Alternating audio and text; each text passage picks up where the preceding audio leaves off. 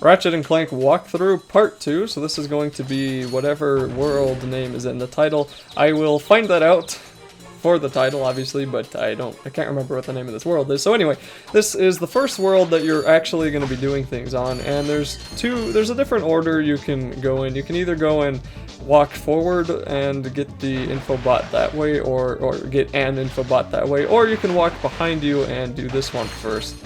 So when you come over here, you're going to notice that there's this circle in the ground, and you want to just whack it with your wrench or your ratchet, and then you can go in a circle with the analog stick, and that will open up the door, and it will allow you to go into this cave. Now at the top of this cave is going to be a plumber, and also a couple of other things that will help you later on through your journey as Ratchet and Clank. And throughout this game, you're going to be collecting a ton of Infobots, and these Infobots are going to give you access to the next world. And it seems that to get an Infobot, you basically have to go from the beginning of the world directly to the Infobot without dying. And most of the time, this is manageable. A lot of the time, it's pretty difficult. And, well, I don't know about difficult, but if you don't know what you're doing, like me, the first time I played this, then it's pretty strange. So around here you'll notice a lot of stuff can be destructible. I threw a bomb glove bomb at that guy who is standing on top of a mushroom, and just right there I blew up a mushroom. So it's funny to me when all these new games praise the destructibility inside their games, yet these old games that are over 10 years old, almost 15 years old, have all these destructible items in them to begin with. It's like when Call of Duty Ghosts came out, they were bragging about their fish physics and how the fish swim away from you when you swim next to them, and then somebody had a video of Super Mario 64 where if you swam next to the fish they would run away too.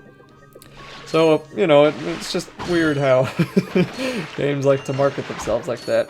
Now when you come out of these big vats over here, there's about 2 of them that you can walk around, and there's some boxes over there. Now you're going to want to collect as many bolts as you can, and this should be obvious, but the purpose of the bolts is to buy upgrades and weapons and ammo, and more importantly probably the ammo. Now there are some extremely important upgrades later on in the game, namely the health upgrades, and you're going to want a lot of bolts for those.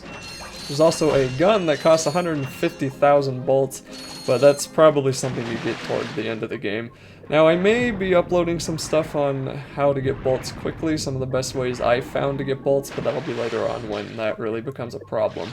So to swim, you just need to dive into the water by pushing square, and then you can push X to reach the surface, and if you're down there too long, you outright die. If you run out of oxygen, you will die completely.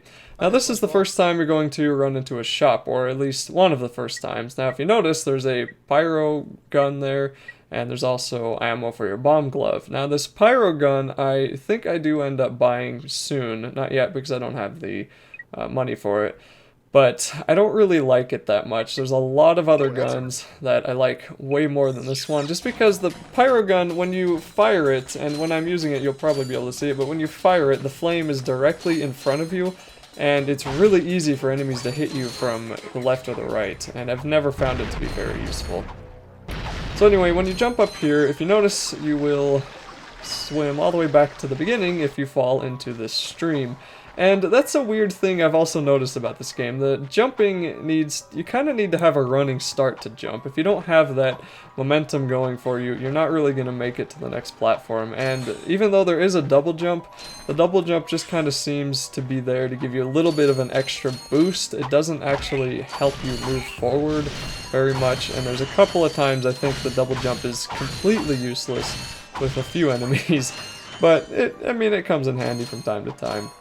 So once you do make it up here, you'll just need to jump up the few extra platforms, and then you'll walk into this room with these whirring fans. I don't know what the fans do if you touch them. I'll assume that they hurt you, so just try to avoid them, because I've never actually found that out. And there's also this guy who's going to shoot a few things at you. You can either throw a bomb glove at him or walk up and whack him with your wrench. Now, health management is going to be a big thing in this game. You're going to want to pay attention to how much you have, because for the first probably 3 or 4 hours of this game, you're only going to have 4 health. And that's basically 3 hits until you die, because once you take that 4th hit, you're dead. You want to do your absolute best to try not to take any hits, because it's just really good if you can get to the end with at least 3 health and try to do everything up until then perfectly. Now, if you've played the Ratchet and Clank A Crack in Time, and that was the first Ratchet and Clank game I've ever played, but if you've played that one's really fast-paced. You can jump and twist and do flips and do all this stuff, and you can basically be right in the middle of a ton of enemies and not take any damage if you do it correctly. In this game, that doesn't seem to be how it works. This game is a lot slower when it comes to the combat, and I find in many places it's easier if you just take a gun and you sit back behind the scenes and you shoot them and pick the enemies off one by one. That way you will for sure get to the end without taking much damage. And in a way that's kind of unfortunate because it does slow down the game and it makes it not as fun as it probably could be, but I don't think this game was meant to be as fast-paced as A Crack in Time was anyway, so it's not that big of a deal. Anyway, we are nearing the end of the level here, so that will be it for my narration. Dad blast it! Look, Plumber's crack. What did you just say? I said, look, the plumber's back. All right, wise guy. Shouldn't you be on one of them escape transports? Escape transports? Newsflash, giant robots attacking! The escape transports are taking all the rich folks off this gall-darn planet. So why aren't you on one? Socioeconomic disparity. What? He hasn't got enough bolts. Working people have to wait for Captain Quark to save us. Well, got anything worth a lot of bolts? I got this thing. Shows 2 weirdos ditching their ship. It's got coordinates to a desert planet, too. An Infobot. Ratchet, we could use that.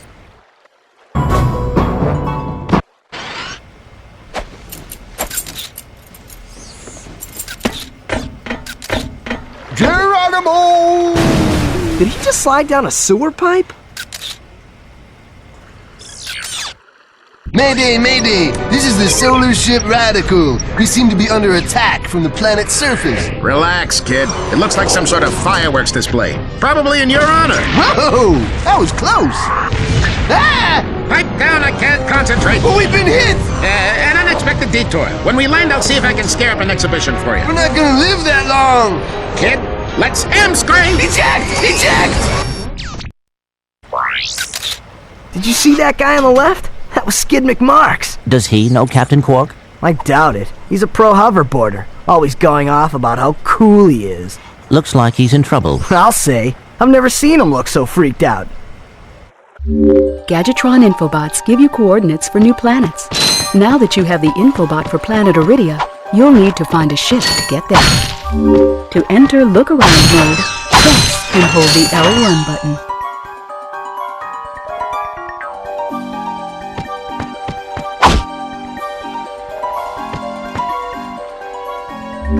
You can also use your weapons and your wrench in this mode.